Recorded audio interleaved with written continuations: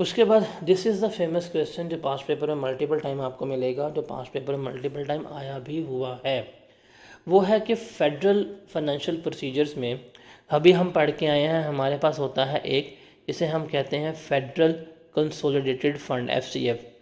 FCF में से कौन कौन से एक्सपेंसेस जो हैं वो हम चार्ज कर रहे होते हैं, या एफसीएफ में से कौन कौन से एक्सपेंसेस जो हैं वो हमें अलाउ होते हैं, ये चीज़ जो है वो हमने यहाँ पर डिस्कस आउट करनी है। देखिए ये इम्पोर्टेंट क्वेश्चन है और इसको आपको क्रैम करना पड़ेगा। पहले सवाल था एफसीएफ क्या होते हैं, पब्लिक अकाउंट्स क्या होते हैं, और दूसरा हमारे पास जो होगा वो होगा कि भाईजान बताएं कि हमने कौन से एक्सपेंसेस जो हैं वो एफसीएफ में से चार्ज करने होंगे। ये सारा कुछ जो है वो हमने क्या करना है, यहाँ पर डिस्कस आउट करना होगा। तो आई कैप का बहुत ही फेमस क्वेश्चन जो है इसे हम क्या कर रहे हैं, यहाँ पर डिस्कस कर रहे हैं, और ये बड़ा आसान है। मुश्किल समझा जाता है, बच्चे जो हैं कहते हैं जी बड़ा मुश्किल है, इसको याद करना क्रैम करना पड़ता है, उतना ही आसान है। अब देखें जी, कहते हैं जी following expenses shall be charged from the FCF. पहले हम बात करेंगे रेम्यूनरेशन की, तनख्वाहों की। अब किस किस के रेम्यूनरेशन, जो प्रेसिडेंट होगा सदर पाकिस्तान और जो उसके ऑफिस का अमला होगा, उनकी तमाम तनख्वाहें कहाँ से पे की जाएंगी, एफसीएफ से, जो हमारा फेडरल कंसोलिडेटेड फंड है वहाँ से पे की जाएंगी। फिर जो सुप्रीम कोर्ट के जजेस होते हैं, चीफ जस्टिस हो गया और जो रिमेनिंग जजेस हो गए, इस्लामाबाद हाई कोर्ट के जजेस वगैरह हो गए, इनकी सैलरीज जो हैं कहाँ से पे की जाएंगी, हमारे एफसीएफ से पे की जाएंगी। जो चीफ इलेक्शन कमिश्नर जो है उसकी सैलरी कहाँ से पे की जाएगी, एफसीएफ से पे की जाएगी। जो हमारा चेयरमैन होगा, डिप्टी चेयरमैन होगा सेनेट का, उसकी सैलरी यहाँ से पे की जाएगी। फिर जो स्पीकर होगा नेशनल असेंबली का, डिप्टी स्पीकर होगा, उसकी सैलरी यहाँ से पे की जाएगी। और जो ऑडिटर जनरल होगा इसकी रेम्यूनरेशन जो है वो यहाँ से पे की जाएगी। तो पहले ही बात आती है कि सैलरीज़ जो रेम्यूनरेशन है किस किस की यहाँ पे होती हैं, प्रेसिडेंट की, सुप्रीम कोर्ट के जजेस की, चीफ इलेक्शन कमीशन की, चेयरमैन डिप्टी चेयरमैन की, स्पीकर डिप्टी स्पीकर की, और जो हमारा ऑडिटर जनरल पाकिस्तान होगा, इनकी सारी सैलरीज़ जो हैं वो हम कहाँ से पे कर रहे होते हैं, एफसीएफ से पे कर रहे होते हैं।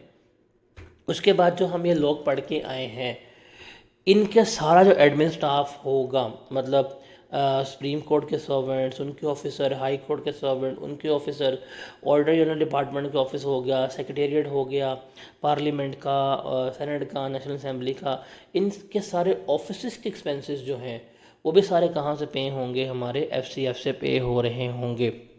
उसके अलावा नंबर थर्ड पे आता है हमारे पास डेट चार्जेस, कि अगर हुकूमत ने लोन वगैरह लिया हुआ है, उसके ऊपर जो इंटरेस्ट वगैरह पे हो रहा है, सूद वगैरह पे कर रही हैं, वो भी सारे कहाँ से पे होंगे, हमारे एफसीएफ से पे हो रहे होंगे।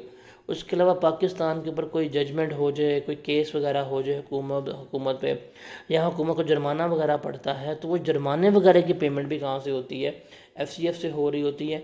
या कोई भी अमाउंट जो कॉन्स्टिट्यूशन या आइन के तहत या पार्लियामेंट से अप्रूव करवा के अगर आप ले लेते हैं, तो वो कहाँ से दी जाएगी, आपको एफसीएफ से ही दी जा रही होगी। तो बेसिकली सारे एक्सपेंसेस की लिस्ट है जो हम कहाँ से कर रहे होते हैं, जो हम इन एफसीएफ से पे कर रहे होते हैं। क्या कुछ आएगा इसमें, सैलरीज आ रही हैं किसकी, सदर पाकिस्तान की, सुप्रीम कोर्ट के जजेस की, चीफ इलेक्शन कमिश्नर की, ऑडिटर जनरल की, उसके अलावा चेयरमैन डिप्टी चेयरमैन की, स्पीकर डिप्टी स्पीकर की, इनकी सैलरीज जो हैं वो यहाँ से पे हो रही होती हैं। फिर इनके ऑफिस के स्टाफ, मतलब सुप्रीम कोर्ट के सर्वेंट, हाई कोर्ट के सर्वेंट, इनका स्टाफ, ऑडिटर जनरल का ऑफिस का स्टाफ वगैरह हो गया, सेक्रेटेरिएट्स वगैरह हो गए, इनकी सैलरीज जो हैं सारी यहाँ से पे हो रही होती हैं। उसके अलावा डेट चार्जेस जो हैं जो हुकूमत ने पे करने हैं वो सारे यहाँ से पे हो रहे होते हैं।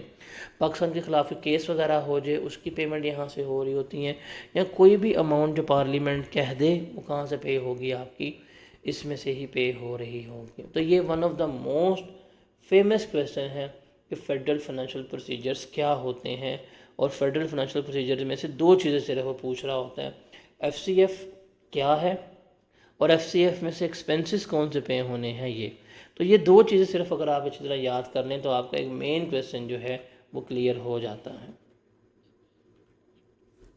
अब आगे जो हम ये डिस्कशन करेंगे ये सारी आपकी रीड ओनली हैं, ये याद करने वाली नहीं है। ये सारी क्या है, आपकी रीड ओनली है, इनको क्रैम करने की ज़रूरत नहीं है। क्रैमिंग वाला एरिया पीछे गुजरा है, ये मैंने आपको बता दिया है। अब है अगला सवाल कि जी ये जो एनुअल बजट स्टेटमेंट है, ये जो एबीएस है, इस ABS को अप्रूव करवाने के क्या प्रोसीजर होंगे। अब अभी आप ये देखेंगे जैसे आपके मुल्क में बजट वगैरह प्रेजेंट होता है तो सारी उसकी बात जो है हम यहाँ पे क्या कर रहे होते हैं।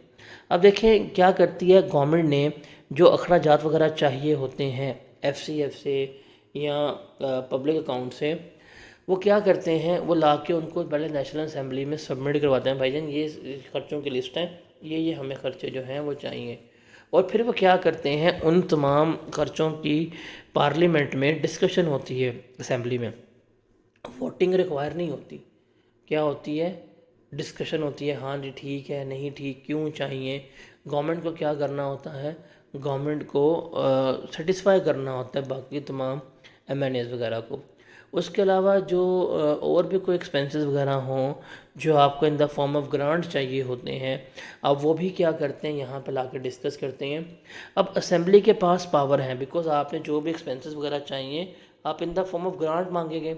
अब असेंबली के पास पावर है कि वो आपकी ग्रांट को एक्सेप्ट कर दें, वो आपकी ग्रांट को रिजेक्ट कर दें। इवन आपने अगर उनसे 1000 मांगा वो आपको 800 भी दे सकते हैं, वो आपकी ग्रांट को क्या कर सकते हैं, वो रिजेक्ट भी कर सकते हैं। तो ये सारी पावर किसके पास है, this all power lies in the hands of parliament. जो पार्लियामेंटेरियंस होते हैं, MNAs होते हैं, इनसे वोटिंग होती है, सारा कुछ कर रहे होते हैं। अभी जो भी डिमांड होगी, बिकॉज गवर्नमेंट ने अगर कोई खर्चा करना है ना तो गवर्नमेंट ये नहीं कहती पैसे दे दो, गवर्नमेंट हमेशा डिमांड करती है। क्या होता है, पहले कैबिनेट बैठती है, फाइनेंस कमेटी जो है, जो होती हैं डिपार्टमेंट, वो अपने सिफारिशात लेके आता है, कैबिनेट में जाती हैं, कैबिनेट डिस्कस करती है, फिर कैबिनेट जाके प्राइम मिनिस्टर को अप्रूव करता है, प्राइम मिनिस्टर अप्रूव करता है, पार्लियामेंट में जाती है, पार्लियामेंट में डिस्कशन होती है, पार्लियामेंट में जब डिस्कशन होती है तो वहाँ से जब इसका ग्रांट इन एड की अप्रूवल वगैरह मिल जाती है, फिर उसके बाद जाके उनको पैसे जो हैं वो मिल रहे होते हैं। तो ये प्रॉपर एक प्रोसेस होता है। हमारे तो चूँकि आवाम को पता नहीं है, आवाम को बस यही पता है कि जी मुल्क में है और पैसे चोरी हो गए हैं, ऐसे हो गए वैसे हो गया। एक एक रुपये का हिसाब किताब जो है वो क्या होना होता है, यहाँ पे हमने लेना होता है। एक एक रुपये का हिसाब जो है वो हम क्या कर रहे होते हैं, यहाँ पे निकाल रहे होते हैं। रुपये रुपये के लिए अप्रूवल चाहिए होता है। अच्छा, जब आप जाते हैं और जब आपको ऑथेंटिकेशन मिल जाती है, जब अभी ग्रांट अप्रूव हो जाती है, तो फिर कहाँ आती है, फिर वो स्केजुअल जो है PM के पास आता है। वो जो अप्रूवल मिल गया अब वो किसके पास आएगा, PM के पास आएगा। ठीक है भाई, अप्रूवल हो गया। अब PM जो है वो क्या करेगा, उस स्केजुअल को साइन कर देगा, जिस पे लिखा होगा कि जी इतनी ग्रांट्स जो हैं वो हमने नेशनल असेंबली से अप्रूव करवा ली हैं, इतनी अमाउंट जो है वो हम FCF से चार्ज कर रही हैं, इतनी अमाउंट जो है हमें पब्लिक अकाउंट से चाहिए। तो उस स्केजुअल को कौन अप्रूव करेगा, फिर PM अप्रूव करेगा। जब वो अप्रूव कर देगा तो वो फिर ऑथेंटिकेटेड स्केजुअल जो है वो जाके नेशनल असेंबली में सबमिट होगा। उसके ऊपर फिर डिस्कशन वगैरह नहीं होगी, बट असेंबली के प्लेटफॉर्म पे ले आएंगे कि भाई ये स्केजुअल जो है वो क्या हो गया है, वो अप्रूव हो गया। अब फेडरल गवर्नमेंट को कोई भी खर्चा अप्रूव करवाना हो ना, तो उसको सारे ये प्रोसीजर जो हैं फॉलो करने होते हैं। ऐसे नहीं होते PM बन के जो दिल किया कर लें, आपका प्रॉपर प्रोसीजर है। एक एक रुपये के लिए आपको क्या करना पड़ता है, पूरे का पूरा प्रोसीजर जो है वो फॉलो करना पड़ता है। तो ये रीड ओनली है। उसके बाद है सप्लीमेंट्री ग्रांट या एक्सेस ग्रांट। समटाइम आप सुनते भी हैं, अक्सर सुनते हैं जी हुकूमत ने बजट दिया है और बजट के बाद दोबारा गवर्नमेंट जो है बजट दे रही है, जिसे हम एक्सेस बजट कहते हैं, जिसे हम सप्लीमेंट्री बजट कह रहे होते हैं। समटाइम्स क्या होता है, गवर्नमेंट जो है जब बजट प्रेजेंट करती है तो उनको बाद में आता है एहसास कि यार ये तो हमारे खर्चे पूरे नहीं हो रहे, हमें और पैसे चाहिए, या कोई भी इमरजेंसी वगैरह आ जाती है, उसके लिए उनको कोई अमाउंट एक्स्ट्रा चाहिए होती है जो उन्होंने प्रीवियस पीरियड में शामिल नहीं की हुई थी। तो क्या वो फर्दर पैसे ले सकते हैं? द आंसर इज यस, वो फर्दर पैसे ले सकते हैं। कैसे? सारा ये प्रोसीजर फॉलो होगा। अगर उनका कोई एक्सेस ग्रांट चाहिए, अगर सप्लीमेंट्री ग्रांट चाहिए, वापस जाएंगे पार्लियामेंट में डिमांड कर लेंगे, पार्लियामेंट में उसकी डिस्कशन होगी, अगर वो अप्रूव करेंगे तो सेम अभी जो हम प्रोसेस पढ़ के आए हैं इसी प्रोसेस से क्या हो सकता है, उनको सप्लीमेंट्री ग्रांट जो है वो मिल सकती है। क्या होगा कि गवर्नमेंट जो है जाके नेशनल असेंबली में सप्लीमेंट्री बजट या एक्सेस ग्रांट जो है वो सबमिट करेगी, उसके ऊपर डिस्कशन होगी, अगर वो अलाउ कर देंगे तो आपको मिल जाएगी। उसके बाद असेंबली के पास ये भी पावर्स हैं कि असेंबली किसी भी एक्सपेंडिचर के लिए एडवांस में ग्रांट दे सकती है, लेकिन मैक्सिमम 4 महीने तक की एडवांस जो है वो अप्रूव करवा सकती है। अगर कोई भी है जी ग्रांट वगैरह और जिसका स्केजुअल जो है पेंडिंग है, अभी तक गवर्नमेंट अप्रूव नहीं कर रही, तो पार्लियामेंट से आप 4 महीने के लिए मैक्सिमम एडवांस के तौर के ऊपर कोई भी जो ग्रांट है वो अप्रूव करवा सकते हैं।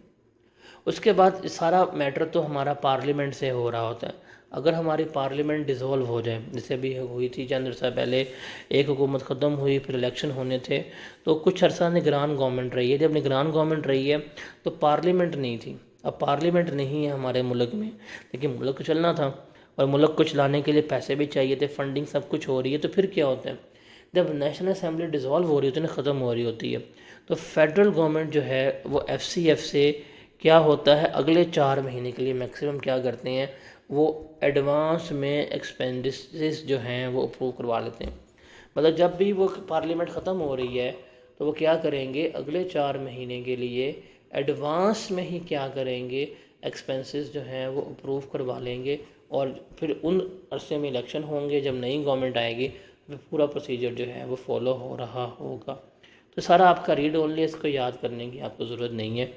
फिर हमारे पास हाउसेस हैं, हमारे पास नेशनल असम्बली है, हमारे पास सेनेट है। इन दोनों हाउसेस के सेपरेट सेक्रेटेरिएट्स हैं, ठीक है। मतलब क्या कहते हैं, सेनेट का अपना सेक्रेटेरिएट है और नेशनल असम्बली का अपना सेक्रेटेरिएट है। दोनों एक दूसरे अपना अपना सेक्रेटेरिएट रेगुलेट करते हैं। हायरिंग, फायरिंग, स्टाफ की सैलरी, सारा कुछ जो है वो क्या कर रहे होते हैं, दोनों मिलके अपने अपने हाउसेस को चला रहे होते हैं। और नेशनल असम्बली को चलाने के लिए, सेनेट को चलाने के लिए, नेशनल असम्बली की या सेनेट की जो है वो फाइनेंस कमेटी होती है, जो क्या करती है, सारे रूल्स बना रही होती है कि किस किस तरह से हमारे इजलास चलेंगे, असम्बलीज किस तरह से चलेंगी, पैसे कहाँ से आएंगी। ये सारा कुछ किसका पार्ट होता है, हमारा फाइनेंस कमेटी का पार्ट होता है। और फाइनेंस कमेटी में कौन कौन होता है, स्पीकर होगा या चेयरमैन होगा, फाइनेंस मिनिस्टर होगा, या बाकी मेंबर्स जो नेशनल असम्बली के सेनेट हैं जिनको वो मौजू समझते हैं, वो उसका पार्ट बनाएंगे, वो फाइनेंस कमेटी के मेंबर बनेंगे। फिर वो जो फाइनेंस कमेटी होगी वो सारा कुछ जो है वो क्या कर रहे होंगे, फाइनेंशियल मैटर्स को देख रहे होंगे। Is that clear?